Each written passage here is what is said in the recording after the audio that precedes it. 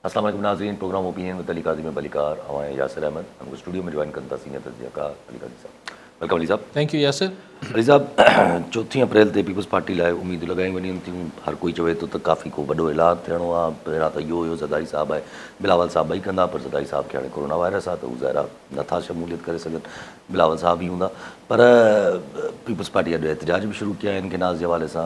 ज़ाहिर आहे किथे न किथे अञा बि ॼण माना किथे महसूसु थिए थो जी को रज़ा रबानी साहब जो बयानु, को रज़ा रबानी साहब जो यूसुफ रज़ा गिलानी साहब जो बयानु, हुनखे नवीद कंवर साहब इंडोर्समेंट अहिड़े नमूने ॾियनि था जो चवनि था त तहफ़ुज़ात जो मतिलबु इहो आहे त सतलज मां जेको पाणी खयो वेंदो उहो संजो ई पाणी हूंदो त उहो बहितरु आहे। त अगरि इंडिया तव्हांखे ॾिए थो त भली जी अॼु ऑफिशियली अनाउंस कयो डॉक्टर आसिम के आसिफ प्रेसिडेंट ज़रदारी साहब खे जेको आहे कोविड आहे, कोरोना आहे ऐं ज़ाहिर पोइ आइसोलेशन में हलिया वेंदा। तंहिंजो मतिलबु आहे त 4 अप्रैल ते हू कोन मौजूदु हूंदा जलसे में। हाणे जलसे में जेके वज़ाहतूं ऐलान थियणु मुतवक़ा हो, जेको सभई हिकिड़ो थल ॿधनि पिया त ॿधी रहिया आहिनि पीपल्स पार्टी वारा, ख़ुर्शीद शाह साहब, निसार खोड़ो, मुराद अली शाह साहब सभु चई रहिया त 4 अप्रैल ते कोई अहम अनाउंसमेंट थींदो।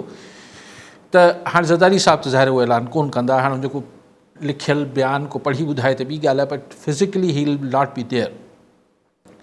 त हाणे जेको बि बयानु हुते ऐलान थींदो हू बिलावल भुट्टो ज़रदारी साहब कंदा। ज़ाहिरी तरह त हिन में का वॾी ॻाल्हि न आहे की को हिकिड़ो करे छॾे, ज़रूरी त न आहे साॻियो ऐलान 2 माण्हू कनि। जेको बि ऐलान थियणो आहे, लेकिन ज़रदारी साहब जी पोज़ीशन छाकाणि त हू प्रेसिडेंट ऑफ पाकिस्तान बि आहिनि, त हुननि जे बयान जी थोरो वधीक हिकिड़ी थिए आहे पोज़ीशन, अहमियत वधी वञे आहे त प्रेसिडेंट चए पियो, पर बहरहाल हू न आहिनि। हाणे ॾिसो ॻाल्हि हुन में ॿियो त ज़ाहिर ऐलान, अगरि को ऐलान जेको माण्हुनि खे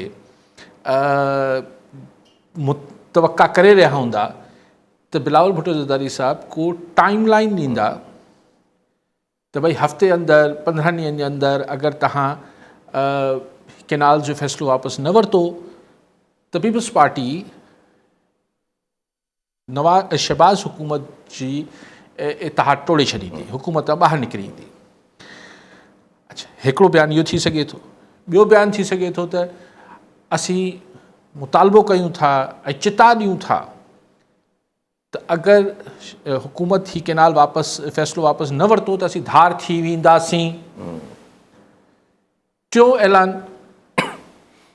त असीं मुतालबो कयूं था त जेको आहे बंदि थियणु खपनि ही रिथा केनाल जी, छाकाणि त सिंध जो माण्हू आहे, पोइ दरिया आहे, पोइ असीं जिदोजहद जारी रखंदासीं, पोइ असीं आवाम जे हक़नि ते सौदेबाज़ी न कंदासीं। इन टे ई ऐलान मुतवक़ा आहिनि। चौथो कहिड़ो थी सघे थो विज़ावी यानी केनाल्स जे हवाले सां इहे ॻाल्हियूं थी सघनि। चौथो त को ऐलान थी नथो सघे। हिकिड़ो थी सघे थो त जिदोजहद जारी रखंदासीं, ॿियो थींदो त मुतालबो ऐं चिता। हा, माना पर उनजी का तारीख़ न आहे, कुझु बि न आहे, बसि ओपन एंडेड आहे। बसि चिता आहे त असीं धार थी वेंदासीं, तव्हां ख़तमु करे छॾियो। टियों त हू को वाज़े टाइम लाइन ॾियनि त ही कयो हेतिरे ॾींहंनि में, हेतिरे कलाकनि में, न त असीं धार थी वेंदासीं। हाणे सिंध जे माण्हुनि जी हींअर जेका टेम्परामेंट आहे, जेको हीअं टेम्परेचर आहे, हींअर जेको माहौल ऐं मिज़ाज आहे, मुंहिंजे ख़्याल आहे त टाइम लाइन खां सवाइ जेको ऐलान थींदो हू शायदि माण्हू हुन ते एतिरो घणो मुतमइन न थींदा। का ॻाल्हि बि अगरि ओपन एंडेड थी जिदोजहद जारी, ॾिसो आउं हिन में फ़ाइदे नुक़सान जी बि ॻाल्हि नथो कयां। आउं त चाहियां थो त जेको हींअर पल्स आहे माण्हुनि जी, जेको थोरो घणो पाण खे नज़र अचे पियो, जेको सिंध में हींअर पल्स आहे, नब्ज़ आहे, माण्हुनि जो हींअर जेको मिज़ाज आहे, हू हिकिड़े खुलियल ऐलान मां मुतमइन शायदि न थियनि। छाकाणि त जिदोजहद जारी रहंदी ऑप्शन ए, उहो त जिदोजहद पीपल्स पार्टी करे पई। हींअर बि पाण ॻाल्हायूं पिया त हू मशल बरदार जुलूस ऐं ही सभु निकिरनि पिया तालका हेडक्वार्टर्स में, ठीकु आहे, ॿिया बि कढनि पिया, पीपल्स पार्टी बि कढे पई। त हिन सां माण्हुनि जी हू ख़्वाहिश पूरी न थींदी। अगरि चवनि था त चिता ॾियनि था त करे छॾियो वरना, उहो बि माण्हू पोइ ज़ोर ॾींदा त भई वरना छा आहे, मतिलबु कयो। पोइ त माण्हुनि जी अधु ख़्वाहिश पूरी थींदी त भई बाक़ी बि करे पीपल्स पार्टी। त अगरि जेको हूअं त ख़ैर ज़ाहिर पार्टी आहे, उनजी पंहिंजी मसलहतूं आहिनि, उनजा पंहिंजा मामलात आहिनि, उहो त उनखे फ़ैसिलो करिणो आहे। पर जेका माण्हुनि जो मूड ऐं मिज़ाज नज़र अचे थो उहो हिन खां घटि त टाइम लाइन हुजे, को वक़्तु ऐं मुदत अगरि न ॾींदा पीपल्स पार्टी वारा 4 अप्रैल ते, त भई हेतिरे ॾींहंनि में ख़तमु कयो, न त असीं हुकूमत छॾे ॾींदासीं, यानी हीअ हूंदो आहे अल्टीमेटम। हू जेका ॻाल्हि आहे उहो हूंदो आहे चिता, त छॾे सघूं था, मतिलबु थी सघे त न बि छॾी, ऐं हू त जिदोजहद जारी रखंदासीं, उहो त को ॻाल्हि ई न आहे। सो ॾिसो त बिलावल साहिबु टिनी मां कहिड़ो ऐलान कनि था, जेको हुनजी स्पीच लिखी रहिया हूंदा, ज़ाहिर हुननि खां सलाह मशवरा थी रहिया हूंदा। हीअं पीपल्स पार्टी 10 शयूं सोचे रही हूंदियूं, वफ़ाक़ जो बि ट्रिमेंडस प्रेशर हूंदो, छाकाणि त वफ़ाक़ी हुकूमत छॾण जो ॿिए लफ़्ज़नि में मतिलबु इहो हूंदो त देर सवेर पोइ सिंध हुकूमत बि वेंदी। ईअं न आहे त सिर्फ़ु वफ़ाक़ी हुकूमत वेंदी, सिंध हुकूमत बि वेंदी, इहो या न बि वेंदी त एतिरी परेशानी थी वेंदी सिंध हुकूमत लाइ, जो हलणु ॾुखियो थी पवंदो। जीअं हिकिड़ी पीसफुली, हिकिड़ी मज़े मज़े में किसो हलियो पिए, इहो ॾुखियो थी पवंदो। सो लेकिन माण्हू जेको हींअर जंहिं तकलीफ़ में आहे, माना हींअर बि जीअं मूंखे कंहिं ॿुधायो त जेका खोट आहे उहा 70-75% ताईं पहुची वई आहे। पर 75-70% जो मतिलबु इहो आहे त हिन पोखी न थींदी न। ऐं ॿिए पासे तरबेला ऐं मंगला खे भरींदा वञनि पिया। जी हा, तरबेला खे 8 फुट ताईं खणी विया आहिनि, मंगला खे 2 फुट ताईं खणी विया आहिनि, या हुनखे 3 या हुनखे 8। भाई यार, सिंध खे पाणी जी खोट आहे, तव्हां डैम पिया भरियो। हिन महिल त सिंध हुकूमत ज़रूरु चयो बि हूंदो इरीगेशन डिपार्टमेंट, न त हुननि खे ई ख़्यालु करणु खपे त सिंध में पीअण जो पाणी न पियो मिले। त हिन तकलीफ़ता सूरत हाल में माण्हुनि जी जेका कावड़ आहे, ऐं माण्हुनि जी कल्ह बि पाण डिस्कस कयो पियो त हिकिड़ो हूंदो आहे जेका हथरा, हिकिड़ी कुदरती खोट थी पवंदी आहे।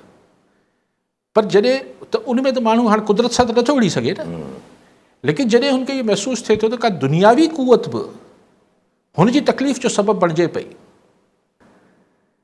त पोइ इहो ई थिए थो। जिते पाण अॼु बि ॾिठो मुख़्तलिफ़ जायुनि ते त हज़ारनि में माण्हू निकिरनि पिया, ऐं को ईअं न आहे त हुनजे साम्हूं को वॾी का सहरंगेज़ शख़्सियत बीठी हुजे, को वॾी तंज़ीम साज़ी थियल हुजे, माण्हू पंहिंजे मुंहुं आहिनि। अच्छा, सवाल अॼु बि मेहड़ में तव्हां ॾिठो न केतिरो वॾो शो थियो। जी हा, जी हा, जी हा। सवाल मां चयो इन में सवाल में हिकिड़ो त माना रज़ा पंहिंजो यूसुफ रज़ा गिलानी साहिब जी जेका ॻाल्हि आहे, उनजी जेका वज़ाहत आई, जस्टिफाइड अगरि ॾिठो वञे। सर, पहिरीं वज़ाहत सरदार चांडियो साहिब जी मूं ॾिठी कल्ह MP जेके आहिनि, उनजी अजीब वज़ाहत हुई त हीअ फ्रंट लाइन लीडरशिप न आहे Yousuf Raza Gilani. I don't know, front line senior vice chairman अगरि फ्रंट लाइन न आहे त पोइ केरु फ्रंट लाइन थींदो? सिर्फ़ु चेयरमैन थींदो आहे छा फ्रंट लाइन? फ्रंट लाइन में त तव्हांजा senior vice chairman, general secretary, यही फ्रंट लाइन हीअ फ्रंट लाइन हूंदी आहे न सर। त हीअ को ईअं थोरी आहे त के ज़िले जे या प्राइम मिनिस्टर आहे, एक्स प्राइम मिनिस्टर सेनेट जो चेयरमैन आहे। यस सर, राइट नाउ सेनेट जो चेयरमैन आहे। नवीद कबर कुझु ॿी ॻाल्हि करणु चाहे पियो, मूंखे हुनजी ॻाल्हि सम्झ में न आई। हू शायदि चवणु चाहे पियो त अगरि तव्हांखे इंडिया पोइ हीउ स्ट्रक्चर न ठहंदो, उहो हिकु टेक्निकल गुफ़्तगू आहे, पाण हुन बहस में छो पऊं, पाण त सिंपल ॻाल्हि कयूं पिया त यूसुफ रज़ा गिलानी जो इहा ॻाल्हि ई ग़लति आहे त पीपल्स पार्टी खे एतिराज़ु न आहे, छाकाणि त हुनजो प्रेसिडेंट एतिराज़ु करे चुको आहे, बिलावल भुट्टो ज़रदारी एतिराज़ु करे चुको आहे, त पोइ इहो तव्हां छो था चओ? ऐं हुनजी को भला को प्रॉपर वज़ाहत अचे न, को प्रॉपर वज़ाहत त अचे कोन थी। ज़ाहिर उहा त क्लियर थियणु खपे न, पाण ॼण ज़्यादा बहितर आहे, ज़ाहिर हिकिड़ो पल्स आहे। अच्छा भाजी, जीअं तव्हां ॻाल्हि कई त माना वफ़ाक़ में अगरि पीपल्स पार्टी धार थी वञे, ज़ाहिर वफ़ाक़ जो ही हिकिड़ो प्रॉब्लम क्रिएट थींदो। फ़िलहाल त सूबा इंटेक्ट, त छा इमरान ख़ान साहिब सां मुज़ाकरत जी बि ॻाल्हियूं शुरू थी वयूं आहिनि? वरी पुराणी आइडियो त नथो निकिरे त सिर्फ़ु वफ़ाक़ जेको आहे उहो इलेक्शन कराई वञे? ॾिसो, अगरि इहो जेका ॻाल्हि तव्हां इशारो ॾियो पिया त हाणे ज़रियनि मां ख़बरूं अचनि पियूं त कल्ह आज़म स्वाती बि मिलियो वञी इमरान ख़ान सां, पर कल्ह इमरान तयारु न हो ॻाल्हियुनि लाइ। अॼु चीफ मिनिस्टर KP जेको अमीन गंडापोर ऐं बैरिस्टर सैफ, ॿई KP जा आहिनि, इहो 2 कलाक चवनि था मिलणु ॾिनो अथनि अडियाला में। 2 कलाक ख़ान सां मिलणु ॾिनो अथनि त माना धणियनि जी मर्ज़ी सां मिलिया हूंदा। जी हा। ऐं मीडिया ईअं रिपोर्ट पई करे त एस्टैब्लिशमेंट सां टॉक्स लाइ राज़ी थी विया आहिनि, हिन हुकूमत सां मुज़ाकरात कोन पिया थियनि, ऐं कंहिं तर्दीद बि न कई आहे। सर ॾिसो, देर सवेर त करणियूं आहिनि न ॻाल्हियूं। स्टैब्लिश ॾिसो इमरान ख़ान सां सिर्फ़ु ॻाल्हियुनि जो मक़सदु हींअर जेको तव्हां जो जवाबु ॿुधायो पिया त सिर्फ़ु को वफ़ाक़ी हुकूमत बचाइणी आहे या वफ़ाक़ी क़ौमी इलेक्शन कराइणा आहिनि, इहो न आहे। हिन महिल मुल्क सॼे खे इन ऑर्डर आणण जी ज़रूरत आहे। ऐं जेको अमेरिका वग़ैरह में ही बिल पिया पेश थियनि, मुख़्तलिफ़ लॉबिंग पई थिए, मुख़्तलिफ़ जेको हिकिड़ो बयानियो इंटरनेशनल ठहे पियो असांजे मुल्क लाइ, असांजी इस्टेब्लिशमेंट लाइ, उन सॼे खे डिफ्यूज़ करण जी ज़रूरत आहे। ऐं मुल्क जे अंदरि बि जेके हिकिड़ी माण्हुनि में हिकिड़ी कावड़ आहे, हिकिड़ो गुस्सो आहे, उनखे थधो करण जी ज़रूरत आहे। त ख़ान सां डायलॉग करणु, ख़ान सां टॉक्स करणु, त आउं सम्झां थो त हीअ त सिधी राह ते अचणु ईंदे जेको आउं हमेशह चवंदुसि त हीअ छो नथा ॻाल्हायूं। जे समी बलोच साहिबा खे छॾियूं कराची में, सही ॻाल्हि आहे, इहे माहरंग खे छॾियो। मारंग जे न छॾण जो रीज़न अॼु DIG साहब ॿुधायो आहे, उहो ॾाढो इंट्रस्टिंग आहे। चवंदा पिया हिन ते कॉलर वठी असलम भट्टी कराची मां। जी भट्टी साहब, छा चवणु चाहिनि था? मूंखे काई साहब सां हिकिड़ो पुछिणो हो त ज़रदारी साहब असांजो बीमार थी वियो आहे हॉस्पिटल, ऐं हुनखे करोना थी वियो आहे, कंहिंखे बि मिलणु न ॾींदा इंशाअल्लाह। त ही ॿुधाईंदो त नेहरुनि जे बारे में जेकॾहिं डिसीशन थियणो हो ईद खां पोइ, त हाणे उनजे बारे में जेको ज़रदारी साहब हाणे बीमार थी वियो आहे करोना, उनजी टाइमिंग जे बारे में छा ॿुधाईंदो त सही टाइमिंग ते बीमार थियो आहे या उनखे कुझु थी वियो आहे? ठीकु आहे साईं। कॉल माशूक अली चांडियो बदीन मां। जी चांडियो साहब, छा चवणु चाहींदा? अस्सलाम वालेकुम। वालेकुम सलाम। मुंहिंजो सभ खां पहिरीं त तव्हांजी पूरी टीम खे ईद जूं मुबारक हुजनि। ख़ैर मुबारक साईं। ऐं ॿियो मुंहिंजो सवाल मुंहिंजो इहो आहे त हाणे सदर साहब त असांजो जेको आहे सो बीमार थी पियो आहे, हाणे क़यादत जेका आहे सा वई हली बिलावल भुट्टो वटि। हाणे बिलावल भुट्टो साहिबु माण्हुनि खे केनालनि जे जेको एहतजाज थियनि पिया, हिननि में माण्हुनि खे मुतमिन करे सघंदो? जेका बयानबाज़ी आहे, जेका ॿिया वज़ीर ठीकु सही। ॾिसो भट्टी साहिबु, हाणे कंहिंजी बीमार थियण ते त हुनजो वस न हूंदो आहे। ऐं आउं छो डॉक्टर्स चवनि पिया करोना जहिड़ी सीरियस बीमारी आहे, ऐं हिन छाकाणि ज़रदारी साहिबु ज़ाहिर उमिरि जे हिकिड़े बुज़ुर्ग हैसियत में आहे, उमिरि रसीदा शख़्सियत आहिनि। ही मतिलबु को सोलो करोना को आम इन्फेक्शन न आहे। सो हाणे उन ते त कंहिंजो बि वस नथो हली सघे। लेकिन आउं सॼी बहस जेको चांडियो साहिबु ॻाल्हि पिया कनि, भट्टी साहिबु आउं सम्झां पियो किथे इशारो पिया कनि, मूंखे इहो सम्झायो त इहो छो बहस आहे त भई हाणे ज़रदारी साहिबु न हूंदो, हाणे साईं पोइ हीअ जेको आहे पीपल्स पार्टी लवाए पई। ऐं हिकिड़ी ॻाल्हि सम्झणु चाहे, बिलावल भुट्टो ज़रदारी ऐलान कंदो न, अगरि करिणो हूंदो। अगरि न करिणो हूंदो त ज़रदारी साहिबु हुजनि हा त न कनि हा। अगरि फ़ैसिलो पार्टी जो हूंदो त हुकूमत का धार थियनि पिया, मिसाल इहो ई माण्हू एक्सपेक्ट पिया कनि न, त मतिलबु छो बिलावल साहिब जी ॻाल्हि छो न मञी वेंदी? इहो छा, हिन जो छा आर्ग्यूमेंट आहे? मंतक छा आहे त अगरि Bilawal Bhutto Zardari chairman, officially chairman of Pakistan peoples party, हू चवंदो त असीं 72 कलाकनि खां पोइ या हिकु हफ़्ते खां पोइ हुकूमत खां धार थी वेंदासीं, त पोइ उन ॻाल्हि खे असीं कची मानी छो सम्झंदासीं? चयो न कची मानी, भई कची मानी कीअं थींदी? चेयरमैन आहे पार्टी जो। ज़रदारी साहिबु न चवंदो, ज़ाहिर उहो बीमार आहे, पर माण्हू जेके हिन में ॻाल्हि कढनि पिया, आउं उहो ॻाल्हि त सोचण ई नथो चाहियां। आउं चाहियां थो भई पीपल्स पार्टी ईअं त न आहे जो सिर्फ़ु ज़रदारी साहिबु चवंदो त ॻाल्हि, चेयरमैन आहे पार्टी जो। हीअ को निसार खोड़ो त ऐलान कोन पियो करे, पंहिंजा पाण वेठा आहियूं न सर। निसार खोड़ो साहिबु मोतबर माण्हू आहे, पर आउं चवां थो त हिकिड़ी पार्टी पोज़ीशन जे हिसाब सां त चेयरमैन बिलावल भुट्टो ज़रदारी आहे। सो अगरि हुकूमत खां अलॻि थियणो आहे त बिलावल साहिबु थी वठंदो, ऐं न थियणो हूंदो त ज़रदारी साहिबु हुजे। त हाणे माण्हू चवंदा न सही, पोइ माण्हू ही हुकूमतूं ॻाल्हियूं कंदियूं, पोइ हीअं थींदो, पोइ चइबो ज़रदारी साहिबु ठीकु थींदो, असीं हुन सां ॻाल्हाईंदा। इहो कीअं थो थी सघे? जेको भुचाल थियणो हूंदो, यू कांट से कि ऐं छा पीपल्स पार्टी पंहिंजे चेयरमैन खे, हीअ त ॾाढी हिकिड़ी मतिलबु एम्बेरसिंग सिचुएशन थी वेंदी त ज़रदारी बिलावल साहिबु हिकिड़ो ऐलान करे, मिसाल त 72 कलाकनि में असीं अलॻि थी वेंदासीं, ऐं 72 कलाकनि पोइ चए न न न असां वरी सोचियोसीं न थींदासीं। अनटिल शहबाज शरीफ़ साहब प्राइम मिनिस्टर ॻाल्हियूं कनि, असांखे मोहलत ॾियो, त पोइ त थींदो आहे न।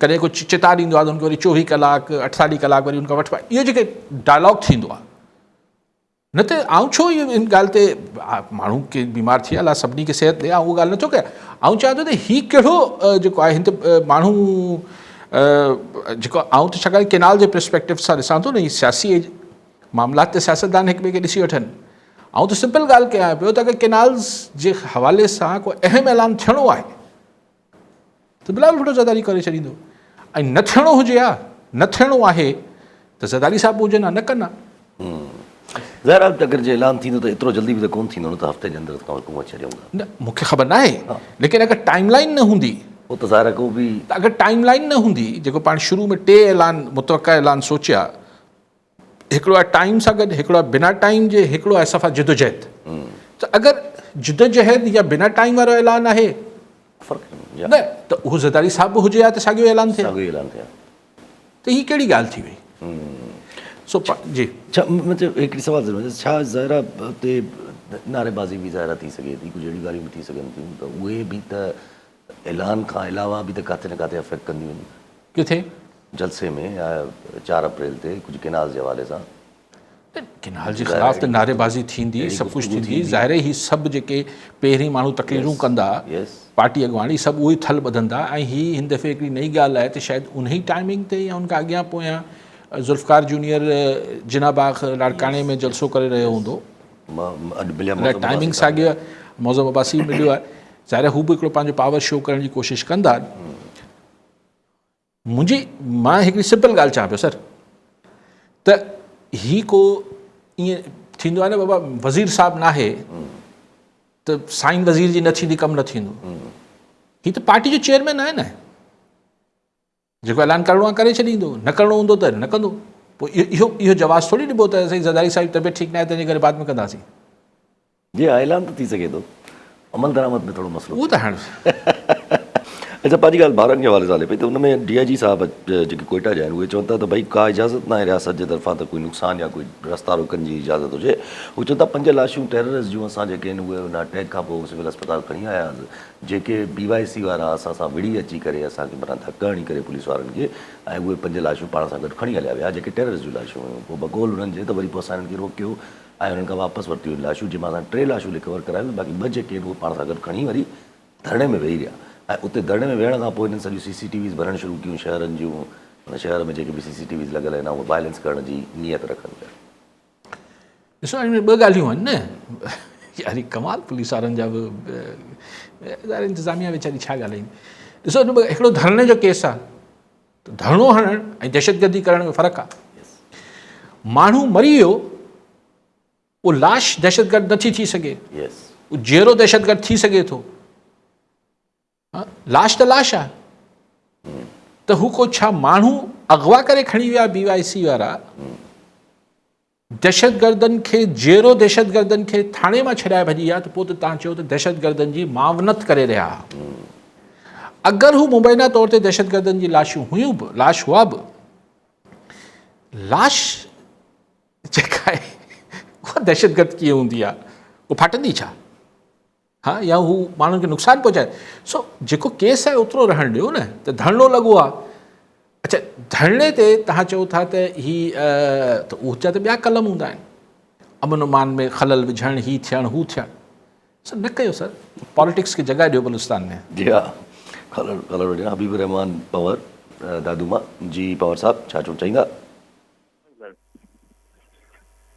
साईं ईद मुबारक उमेद सभु कुझु हूंदो ख़ैर मुबारक साईं सर केनाल जे हवाले सां जेका सरगर्मी एक्टिविटीज़ आहिनि तमामु घणियूं थी वियूं आहिनि स्कूलनि खां वठी मस्जिद मंदर महावाज़ उथिया आहिनि हाणे जेको 4 अप्रैल ते हिननि जो अनाउंसमेंट थियणी हुई पीपल पार्टी जे तरफ़ां ज़रदारी साहिबु हिकिड़ो बीमारी थी आहे जहाँ बहानो बणाए ठीकु आहे थी वियो आहे ऐं अगरि ज़रदारी हिननि वांगुरु इश्तिहाद जो ऐलान करे थो यानी की बाबा इश्तिहाद कंदासीं पोइ जेका असांजी मेन धुरियूं आहिनि जेके हिननि ख़िलाफ़ु आवाज़ु खड़ो कयो आहे जीअं साईं ज़हनशाह आहे या ॿियूं आहिनि उन्हनि जो छा हिकमत अमली हूंदी तव्हांजे नज़र में साईं अगरि पीपल पार्टी बि इश्तिहादी करे त हो बि इश्तिहाद जारी रखंदा या को अॻिते वधंदा आहिनि हा ठीकु आहे साईं अच्छा न पर सर एहतजाज कनि त एहतजाज त पीपल्स पार्टी हींअर बि करे की पीपल्स पार्टी मुस्तक़िल हुननि खे चए थी असां सां गॾिजी वञो हुननि जो मौक़िफ़ अॻु में बि उहो ई हो, मुंहिंजे ख़्याल हाणे बि इहो रहंदो त भई तव्हां एहतिजाज छो था कयो, तव्हां त हुकूमत खां धार थी वञो, हुकूमत खां धार थींदो त हू किरी पवंदी हुकूमत, त मसइलो हल थी वेंदो। अल्टीमेटम ॾेई बंदि करायो। त हू एहतिजाज में त मुंहिंजो न ख़्याल त ॿियूं धुरियूं जेके आहिनि उहे पीपल्स पार्टी सां गॾिजंदियूं। पीपल्स पार्टी पंहिंजे मुंहुं एहतिजाज करे पई, अॼु बि करे पई, आईंदा बि करण जो इरादो रखंदी हूंदी। ऐसा बलूच पंहिंजी ॻाल्हि हले पई बलूचिस्तान जे हवाले सां त BNP मैंगल बि जेको आहे अख्तर मैंगल साहब बि हिकु माना उन पहिरियों ई चयो त 2 ॾींहंनि जो अल्टीमेटम आहे त उहो सुभाणे अल्टीमेटम जो ख़तमु थिए थो त हू चवनि था असां कोई तरफ़ कंदासीं सेकेंड फेज़ पंहिंजो शुरू मार्च जो, त जेसि ताईं ॿारनि खे रिहा न कयो वेंदो। पर अगरि इंतिज़ामिया जो मौक़िफ़ अहिड़ो आहे जेको पाण IG साहब ॿुधाए विया त पोइ त माना इरादो न आहे। ॾिसो, इरादा कई न हूंदा आहिनि, पर माण्हुनि जी दबाव हुजे थो, माण्हुनि जे हालात जो दबाव हुजे थो। माण्हू चवंदा न ख़ान जेको आहे किस्सा पारीना हो गया, माज़ी जो किस्सो थी वियो, विसारे छॾियो, पोइ न थींदो आहे। हाणे 2-3 कलाक मुलाक़ात करे ईअं तव्हां समी बलोच खे छॾियो न, ईअं तव्हांखे ॾिसो हिन में को हार ऐं जीत न आहे। ऐं वरी बार बार चवां पियो, तव्हां फ्री वॉइस खे, आवाज़ खे जेलनि में बंदि न कयो। जेल में आवाज़ बंदि नथो थी सघे। तव्हां मारंग खे बंदि करे सघो था, तव्हां सुभाणे अख्तर मैंगल खे बंदि करे सघो था, तव्हां अलिफ बे पे खे बंदि करे सघो था, फ़र्द बंदि थी सघनि था, सोच ऐं आवाज़ बंदि न थींदी आहे। त बलूचिस्तान में इहो आवाज़ एतिरो गूंजे पियो जो तव्हां हुन आवाज़ खे किथे बंदि करे सघो था? हुते जे जबलनि में, हुते जे शहरनि में, हुते जे ॻोठनि में, वाहनि में, वस्तियुनि में बलोच आवाज़ गूंजे पियो। ऐं हाणे सॼे मुल्क में गूंजे पियो उहो पराॾो। तव्हांखे बंदि थोरो, तव्हां पॉलिटिक्स खे जॻह ॾियो। हाणे मूं ॾिठो पिए हिकु क्लिप हुई, अलाए कहिड़ा ही वतन पार्टी वारा बि चवनि था असांजी नियाणियूं, हाणे बलोच नियाणियूं ॾिसो हर दुनिया में, पर स्पेशली सब कॉन्टिनेंट में नियाणियुनि जी हिकिड़ी वरी डिफरेंट हुनजो हिकिड़ो हूंदो आहे। बलोच ट्रेडिशन्स में त सवायो हूंदो आहे बलूचिस्तान। हाणे हू चवनि था त भई बलोच नियाणियुनि खे कीअं बंदि कयो वेठा आहियो, जॾहिं की अॻु में नियाणियूं बेवा बि थी रहियूं हुयूं, हुननि खे जेके ज़ाहिर आहे हुननि जा माण्हुनि मुड़ुसनि खे ॿाहिरनि खे, बहरहाल उहा सॼी सिचुएशन हुई। त हिन खे ही देरि सवेर ॻाल्हाइणो पवंदो। ऐं हिते बि तव्हांखे गुज़ारिश कयां पियो, हाणे बलूचिस्तान में बि या त हिननि खे एक्सट्रीम ते वञिणो पवंदो जंहिंजो नुक़सानु ई नुक़सानु आहे। ऐं अगरि किथे बि अलाह करे अकुल प्रिवेल करे वञे त ॻाल्हाइणो पवंदो। ऐं ॻाल्हाइण में को हार ऐं जीत न आहे। त हुते जो जेको उहो माण्हू पॉलिटिकल एलिमेंट आहे बलूचिस्तान जो, जेको अञा ॻाल्हियुनि में यकीन रखे थो ऐं मुल्क टोड़ण जी ॻाल्हि न पियो करे, हुननि खे स्पेस ॾियो। ज़ाहिर हिते त इहो महसूसु थिए थो त ॾियणु बहालत मजबूरी आहे, कुझु अहिड़े तरीक़े सां ख़ान साहब सां टॉक्स कया। पर जॾहिं ख़बरूं हलनि थियूं पियूं इस्टेब्लिशमेंट सां, पहिरियां न पोइ मञे ख़ान, हाणे जेको चवनि था पिया त मञे थो। ऐं चयो वञे थो पियो त माना नीम रज़ामंदी जेका आहे ज़ाहिर कई आहे। ज़ाहिर छा एक्सपेक्ट कयो थो वञे हिन वक़्तु? ॾिसो, मूंखे इहे ज़रियनि मां अञा ख़बरूं अचनि पियूं, अञा कंहिं ऑफिशियली न पियो चए, पर मुंहिंजो कॉमन सेंस ज़माने खां चए थो त ॻाल्हियूं त हली रहियूं आहिनि। हीअ सिधी रीति, अणसिधी रीति, ॻाल्हियूं हलनि थियूं, पोइ करे ठही अॻिते वधनि थियूं, वरी टुटी वञनि थियूं। बुशरा बीबी खे आज़ादु कयूं, उन ॻाल्हियुनि जो नतीजो हींअर बि ख़ान जेको हीउ चयो पियो वञे त नीम रज़ाबंदी शो करे पियो, माना हू कुझु चाहींदो हूंदो त मूंखे कुझु त CBM कयो ऐं फ्यूचर जी टाइम लाइन ॾियो त छा थींदो। भला ठा करे वठूं, पर कहिड़े नुक़्तनि ते करे वठूं। त ही लेकिन ही अगरि सोच अची वई आहे, जेका ॻाल्हि पाण काफ़ी अरसे कयूं था त यार भित ते लिखियलु आहे त इन सॼी ॻाल्हियुनि जो हाणे सभु शयूं जुड़ी वयूं अथव, इलाही सारी शयूं जुड़ी वयूं आहिनि। हीउ जेको टेररिज़म आहे, हीउ जेको अफ़गानिस्तान तव्हां सां होस्टाइल थियलु आहे, इंडिया त आहे ई आहे होस्टाइल, अमेरिका जेको तव्हांखे अखियूं ॾेखारे पियो, हीउ बिल जेको रखियलु आहे टेबल ते, इहो ख़ुदि बि त हिकिड़ी प्रेशर विझणु आहे न पाकिस्तान ते। तव्हांजी मैशियत आहे, तव्हांजे माण्हुनि में बेज़ारगी आहे, बलूचिस्तान तव्हांजे साम्हूं आहे, सिंध सिराइकी बेल्ट तव्हांजे साम्हूं आहे। त हीअ सभु शयूं जेके आहिनि उन में ख़ान बि हिकिड़ो वॾो फैक्टर आहे, छाकाणि त ख़ान सेंट्रल पंजाब खे बि मुतासिर करे पियो। त अगरि भित ते लिखियलु नज़र सभिनी खे अचे पियो, जेको कल्ह बि चयो पियो त मूंखे बि अचे पियो, सभिनी दुनिया खे ईंदो हूंदो, हाणे केरु पढ़णु न चाहे त ॿी ॻाल्हि आहे, पर अगरि हाणे पढ़णु शुरू कयो अथनि त इहे सभु कुझु रिवाइंड थींदो। ईअं तव्हां पीका वीका सां दुनिया नथा हलाए सघो। ही सभु कुझु रिवाइंड थींदो बिना नुक़सान जे थी वञे असां मतिलबु बहितरु थींदो, न त बहरहाल। कॉलर सां गॾु डॉक्टर अली इब्राहिम शर ठरी मीर बाबा। जी शर साहब, छा चवणु चाहींदा? साईं अली कारी साहब खां सुवालु आहे न, जेकॾहिं केनालनि ते जेको एतिजाज पुरअमन एतिजाज हलनि पिया ठरी मीर बाबा में या सॼी सिंध में, त उन्हनि जी मद्देनज़र रखंदे ठरी मीर बाबा जेको SHO आहे उहे त हिकु FIR जो सिलसिलो हुन हलाए छॾियो आहे। वरी गुज़िरियल राति जेको आहे उन वरी जेको आहे पुलिस मोकिले करे असांजे इलाइक़े जो हिकिड़ो मौजूदु वकील आहे, हुनजो पुटु बि आहे वकील राजा अल्ताफ़ हुसैन शर, उनखे हिरासत करण जो अमल शुरू करणु या पुलिस जो मोबाइलूं मोकिलणु माण्हुनि खे ॾाढो ईअं परेशान करण जो अमल वरी उहो शुरू थियो आहे। तो साईं अली कारी साहब खां इहो सुवालु आहे त इन जे बारे में साईं वारा छा चवंदा? ठीकु साईं। ॿियो बि कॉलर मोहम्मद कासिम सजराणी मीरपुर कासमा। जी सजराणी साहब, छा चवणु चाहींदा? जोड़ी सलामत। वालेकुम सलाम साईं, ख़ैर मुबारक। साईं हाणे इहो एहतजाजनि जे बारे में चऊं था, पीपल्स पार्टी बि एहतजाज करे पई, त छा हाणे सिंध जी आवाम हिननि जे एहतजाज ते एतबार कंदी त हिननि जा ॾंद खाइण वारा हिकिड़ा ॾेखारण वारा ॿिया आहिनि? ठीकु आहे, ठीकु आहे साईं। डॉक्टर साहब जेके मरीज़ शर साहब ठरी मीर बाबा चयो साईं, अगरि ईअं थियो आहे जीअं तव्हां चयो पिया की वकील साहब जे पुट खे हिरासा कयो, ॾाढी मुड़सी आहे, इहा को पाबंदी थोरी साईं। हीअ एतिरा माण्हू हींअर थियनि पिया ऐं ख़ैरपुर जी पुलिस उअं ई तकड़ी आहे FIRूं कटण में, त हीअ ॾिसे नथी त हीअ पुलिस हिरासा कीअं बि करे। माना सिंध पुलिस बि जेका आहे हुनजी बि अक्सरियत त हिते जी ॼाई आहे न, हुते जेको SSP आहे, को मेमण साहब आहे या ॿिया आहिनि, हीअ हिते जा ॼावा आहिनि न। छा हिते अगरि सिंध सुकंदी त हिननि खे दर्द नथो थिए छा? त हीअ ठीकु आहे, नथो चाहियां, हर कंहिंजी पंहिंजी ड्यूटियूं आहिनि, नौकरी करणी आहे, लेकिन ॻाल्हि इहा आहे त हीअ जेको आउं नथो चवां त के जेको आहे उहो को इलीगल शइ खे, पर पुरअमन एहतजाज अगरि केरु करे पियो, अगरि हीअ वकील साहब जो पुटु पुरअमन एहतजाज करे पियो, हिकिड़ी हिनजो जमहूरी हक़ आहे, त पुलिस खे जेको आहे वंगार वहण जी ज़रूरत न आहे। पोइ संजराणी साहब ॾिसो, हाणे कंहिंखे कंहिं ते एतबार अचे थो नथो अचे, इहे फ़तवाऊं मूंखां न ॾियारियो, छाकाणि त फ़तवा ॾियणु मुंहिंजो कमु बि न आहे ऐं मुनासिब बि न आहे। कॉलर असांखे मोहम्मद हसन मरी हैदराबाद मां। जी मरी साहब, छा चवणु चाहींदा? अस्सलाम वालेकुम। वालेकुम सलाम। सर, अॼु आउं कणिक जो जेका हींअर लहे पई सिंध में 15 मण खां वठी 25 मण, हिकिड़ो त एवरेज कोन्हे मौसम सही न हुअण जे करे, ऐं ॿियो भाण दवाऊं हर शइ महांगी, ऐं यकीन कयो हारियुनि जे लाइ वीचारनि ज़मीनदार त वरी बि उहो ख़र्च बच पंहिंजो कढी थो वञे, पर हारी खे बचत कुझु कोन थी थिए। हाणे ज़मीनदार बि क्राइसिस में आहे, उहो बि हुननि खे जेको खाधे जे लाइ बि जेको आहे ॿ दाणा हुननि खे नथो ॾेई सघे, जो साल वीचारा खाइनि। हाणे मथां फसल वोण पोखणा आहिनि, उन्हनि जे लाइ ख़र्च लाइ बि ज़मीनदारनि वटि पैसो कोन्हे। कणिक आहे जेको 2200-2300 रुपया बि केरु वठण लाइ तयारु न आहे, ऐं गवर्नमेंट चए पई त असां इम्पोर्ट कंदासीं, अलाए घणे अरब रुपयनि जी कणिक जेको आहे ॿाहिरां घुराईंदासीं। उहा कणिक हिननि खे 6000 में पवंदी, असां आबादगारनि खां 2500 में बि नथा वठनि।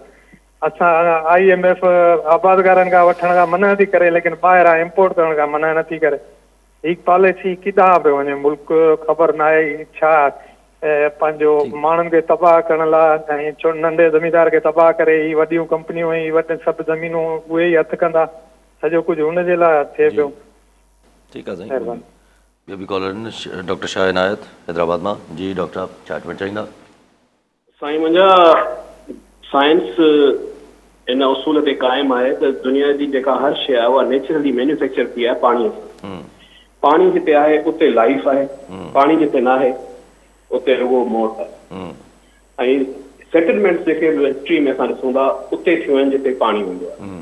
सिंध जो वाहिद ज़रियो दरिया आहे पाणीअ जो। मां ॾिसां थो त सिंध में मुख़्तलिफ़ जायुनि ते मुख़्तलिफ़ शहरनि में एहतजाज थियनि था त असां जेको आहे केनालनि जे ख़िलाफ़ जेको कुझु माना असांजो सिंध जो वॉइस आहे उहो पहुचाइण जी कोशिशि कनि था सिंध जा वासी।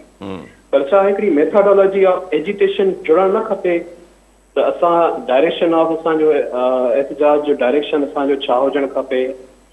छा असांजे जेके सिंध जा लीडरशिप जा दावेदार आहिनि छा उहे पंहिंजे लग्ज़री लाइफ मां या पंहिंजे पुरसुकून या आसाइशुनि मां निकिरी करे हिकिड़ो लायामल नथा चुड़े सघनि। छा मातली, ढोरो नारो, सखराण या इन्हनि इलाइक़नि में एहतजाज करण सां इहो इफेक्टिव एहतजाज आहे या अञा असांखे का स्ट्रेटेजी सिंध जे हवाले सां जेतिरो संजीदा मौज़ू आहे, जेतिरो लाइफ एंड डेथ जो इशू आहे, त उनखे असां कयूं। ॿी ॻाल्हि इहा त जेके पार्टियूं जिन जो चश्मो कराची ऐं हैदराबाद खां अॻिते नथो ॾिसे, उनजी रेंज अॻिते नथी वञे, छा उहे हिन एजुकेशन में सिंध सां गॾिजण जी माना हिमत या सलाहियत या नियत नथा रखनि? मुंहिंजो इहे ॿ ऑब्जर्वेशन आहिनि, काई साहब जो इनपुट वठंदासीं। Thank U. अॻु में मरी साहब कणिक जो ॿुधायो त भई असांखां त आबादगारनि खां 20-2200 रुपए में वठनि पिया इम्पोर्ट। सही, को प्लानिंग जो कॉन्सेप्ट सम्झ नथो अचे। सिंध में पाणी कोन्हे, उहो तरबेला ई मंगला भरीनि पिया। कणिक आहे, ठीकु आहे, सरकार न वठे, भई IMF इहो चए थी न सरकार न वठे, पर सरकार जेको कुझु करे सघे थी, मिसाल इहो जॾहिं तव्हां मार्केट सेंटिमेंट मोकिलियो था त असीं कणिक इम्पोर्ट पिया कयूं त ज़ाहिर जेका शइ वधीक हूंदी उहा सस्ती थींदी, त तव्हां छा रेगुलेट बि नथा करे सघो छा? सोसाइटी दुनिया में थींदो आहे, उते को ख़रीदारी सरकार न कंदी आहे, पर सरकार ॾिसंदी आहे जेके रेलेवेंट डिपार्टमेंट्स हूंदा आहिनि त यार न आबादगार खे नुक़सानु थिए ऐं न कंज़्यूमर खे नुक़सानु थिए। हिते हिकिड़ी बेरहम रवैया आहे, हिकिड़ी छुड़वागी आहे, जेको वणे करे छॾे, स्टॉक थियनि पिया, यूरिया ब्लैक ते, भई सरकार IMF झलियो आहे त यूरिया ऐं भाण खे ब्लैक थियण खां तव्हां न रोकियो, केरु रोकियो? त मरी वाकई में वॾी तकलीफ़ शइ आहे। छा वाकई में हारी खे अगरि कणिक जा 2 दाणा बि न मिलंदा, खाईंदो न, ऐं हींअर मुख़्तलिफ़ एरियाज़ में नोटिफिकेशन जारी थियल आहे त पोखी न कयो, हलो पैसा बि किथां पटसट करे वठी वठनि ज़मींदार ऐं हारी, पर पाणी न हूंदो त किथां पोखी कंदा? तकलीफ़ था सूरत। डॉक्टर साहब ॻाल्हि इहा आहे त ॾिसो, हींअर त इशू सिंगल पॉइंट एजेंडा आहे त दरिया सुकी पवंदो अगरि कैनाल ठहंदा। हुन जे लाइ हींअर सिंध जा माण्हू हिकिड़ी पंहिंजे अंदरि हिकिड़ी हीअ जेको सॼी महीने जी हिकिड़ी एक्सरसाइज़ तव्हां ॾिसो था, आउं हिन खे इंतिहाई करामत सम्झां थो, छाकाणि त अगरि इहा न हूंदी त हिन खां पोइ जेको हिकिड़ो कलेक्टिव विज़डम इवॉल्व थींदो त नेक्स्ट स्टेप छा आहे, या अॻिते जी स्ट्रैटेजी छा थियणु खपे, त उहो कीअं डेवलप थींदी। हीउ थियो आहे माण्हुनि खे माण्हुनि सां ॾढ आहे। सही, माण्हू जी ताक़त बणिबो आहे जॾहिं कड़ियो गंवर में ऐं मेहड़ गॾिजनि था, जॾहिं घोटकी ऐं ठठो गॾिजनि था, त हीअ हिकिड़ी स्ट्रेंथ आहे। ही हिक ॿिए खे, ऐं हिन मां ई हींअर बि तव्हां ॾिसो त मूं कल्ह बि गुज़ारिश कई, तव्हां 60% जेके तव्हां एहतजाज ॾिसो था उहो को सियासी तंज़ीमूं नथियूं कनि, पॉलिटिकली अलाइंड न आहिनि, मतिलबु हू, ऐं जेके वीचारी नंढियूं तंज़ीमूं कराइनि थियूं उन्हनि खे थोरी हज़ारे माण्हू हुननि सां को उनजा कारकुन, ही माण्हुनि पंहिंजी धणी थियनि पिया इन इशू जो। सो इहो हिकिड़ो शइ डेवलप थी आहे, इहा वधे पई, ऐं इन मां ई हिकु कलेक्टिव विज़डम सां ई पहिरीं ख़ुदि जेको हिन 4 अप्रैल खां पोइ अगरि को वाज़े ऐलान न थियो त तव्हां शयुनि खे, मुंहिंजो ख़्यालु आहे त अञा तव्हां हिन खे नेक्स्ट लेवल ते ॾिसंदो। बाक़ी कराची ऐं हैदराबाद खां अॻियां जिन्हनि जी चश्मो न पियो ॾिसे, हू पंहिंजी आईसाइट चेक कराइनि, छाकाणि त ही को हुननि लाइ बि ही छा कराची खे नुक़सानु न आहे, हैदराबाद खे नुक़सानु न आहे, सॼे सिंध जो नुक़सानु आहे। ऐं हू हाणे एतिरा पॉपुलर बि कोन रहिया आहिनि, लेकिन थियणु खपे इहो हिकिड़ो। ऐं हिन में लेकिन सिर्फ़ु इन करे कुझु धुरियूं इहे न थियणु ॾियनि थियूं त हीउ हिकिड़ो मीटिंग पॉइंट आहे। हू चाहिनि थियूं त पोइ दुकानदारी ख़तमु थी वेंदी अगरि गॾिजी पवंदासीं त। ज़ाहिर आहे अलॻि अलॻि पंहिंजो हिकिड़ो बिज़नेस सेल थिए थो पियो। ऐं सभु हिकिड़ो सुवाल ज़हन में अचे थो, ज़ाहिर आहे जिथे पीपल्स पार्टी ऐलानात, ज़ाहिर आहे किनाज़ ते सख़्तु मौक़ुफ़ इहे सभु कुझु, उते ई जूनियर ज़ुल्फ़कार साहब जो ऑलमोस्ट मतिलबु हिकिड़ी पॉलिटिकली एक्टिव थियणु, मुलाक़ात करणु, ऐं इहो किथे पीपल्स पार्टी खे बि छो कहिड़े तरीक़े सां कॾहिं महसूसु थिए थो त का शइ ॿी उभरणु शुरू थी थी? ॾिसो, इट्स टू सून टू से, टू अर्ली टू से कि हिते ॾिसूं अञा शयूं थियनि पियूं। हीअं ॾिसो यासिर साहब, ज़ाहिर आहे जेको पॉलिटिक्स कनि था उन्हनि जा पंहिंजा पॉलिटिकल एजेंडा हुजनि था, पर ॾिसणो इहो हूंदो आहे त कंहिं माण्हू जो कंहिं धुर जो जेको पॉलिटिकल एजेंडा आहे अगरि हू माण्हुनि जे मुफ़ाद सां सलाहियल आहे, अलाइंड आहे, त छा आहे भले थिए। अगरि को हिन सॼी सूरत हाल मां माण्हुनि जे मुफ़ाद खे गॾु खणी हले थो त हिन में मूंखे त कोई एतिराज़ु कोन्हे। पर मूंखे मुंहिंजो मुंहिंजी तरजीह न आहे एज़ अ सिंध वासी। ही मामला ठीकु थी वेंदा, पाण एज़ अ एनालिसिस ज़रूरु कंदासीं त कहिड़ी धुर उभरे पई, कहिड़ी न पई उभरे, ऐं कंहिंखे उभरणु खपे या न खपे त पाण नथा चई सघूं। लेकिन अञा इट्स टू अर्ली पॉलिटिक्स। लेकिन तव्हां हिकिड़ी ॻाल्हि लाइ ईअं हाणे थोरो तयारी वठो, ही जेको ख़ान सां अगरि ॻाल्हियूं PTI सां जेके हुते थियनि पियूं, इहे बि अगरि वधियूं त मतिलबु पोइ पाण जल्दी को शयूं सॼे मुल्क में शयूं शेकअप जेको आहे पूरो ईंदे पाण खे नज़र ईंदो। छाकाणि त ही अगरि ही ॻाल्हियुनि वारी ख़बर ईअं जीअं कोट पई थिए मीडिया में, अगरि हीअ ख़बर ईअं सही आहे त पोइ दैट मीन्स के किथे न किथे इहो अहसासु अची वियो आहे त हीउ किसो ईअं त नथो हली सघे। सो थींदो इहो ई आहे त पहिरीं त इहो मञिणो पवंदो आहे त सर हीअ जीअं असां चाहियूं पिया उअं त न पियो हले, त पोइ शयूं चेंज कबियूं आहिनि। ऐं पोइ जॾहिं शयूं चेंज कबियूं त हीअ जेके अजीबो ग़रीब क़िस्म जा मामलात आहिनि, त असीं हितां कैनाल कढी वठंदासीं, पोइ थर खे रेगिस्ताननि खे आबाद कंदासीं, पोइ हाणे डिघी चौड़ी ॻाल्हि आहे तव्हां वटि, त इहे सभु शयूं रिविज़िट थींदियूं। पोइ पीपल्स विल जेका आहे अगरि पाकिस्तान में डोमिनेट थिए पई, सिंध जे माण्हुनि इहो क्रेडिट वञे थो जॾहिं बि को हिस्टोरियन लिखंदो, अञा त असीं अञा उन फेज़ मां गुज़रूं पिया, इट्स अगेन जल्दी थी वेंदी तव्हां को हतमी ॻाल्हि कयां। भई सिंध जे माण्हुनि जो जेको कुझु थियो आहे, हिन पहिरियों दफ़ो पाकिस्तान जी इक़्तिदारी सियासत खे लोॾियो आहे। बलूचिस्तान में छाकाणि त वॉयलेंस इन्वॉल्व आहे, तंहिंजे करे हू हिकिड़ी डिफरेंट शइ आहे। ऐं पब्लिक ओपिनियन 804 वारो बि मैटर करे पियो। सो अगरि अवामी राय मां पब्लिक ओपिनियन हिन दफ़े अगरि इक़्तिदारी सिरिश्ते खे लोड़े छॾियो यासिर, त इहो पाकिस्तान में हिकिड़ी नई मिसाल हूंदी। ठीकु आहे साहब, वरी साहब नाज़रीन, अॼु प्रोग्राम जो पूरो थियो, वरी मिलाईंदड़ प्रोग्राम में दुआ में